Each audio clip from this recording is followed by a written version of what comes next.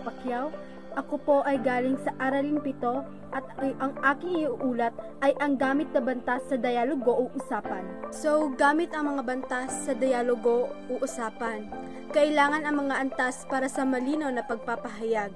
Ginagamit ang mga ito sa paghihiwa-hiwalay ng mga pangungusap, parirala o salita para sa nasabing layunin. Ay tuldok. Ginagamit ang tuldok sa hulihan ng isang buong pangungusap na pasalaysay, pautos, pakiusap o ng isang salita o pahayag na may buong diwa. Halimbawa, masaya ang Pilipino sa pagdiriwang ng kalayaan. So, sa pagdadagta ng mga salita, ngalan ng araw at buwan, pagtawag titulog, dinadagta ay nasa buo ng pangungusap. So ang tuldok ay ginagamit upang kung saan ilalagay ang tuldok, kung saan tapos na ang iyong ginawang pangungusap. So ang sunod ay tandang pananong.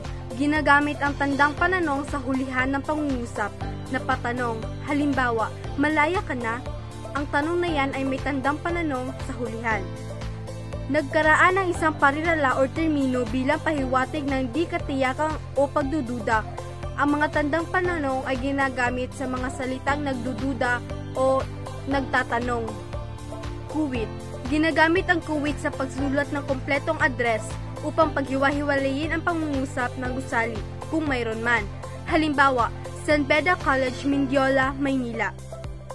So, sa dulo ng bating pambungad ng mga liham, pangkaibigan at mga bating pangwika ng iba pang uri ng liham, ginagamitan ito ng kuhit sa paghiwa-hiwalay ng mga salita, parirala at iba pang mga isang serye o isang pangungusap.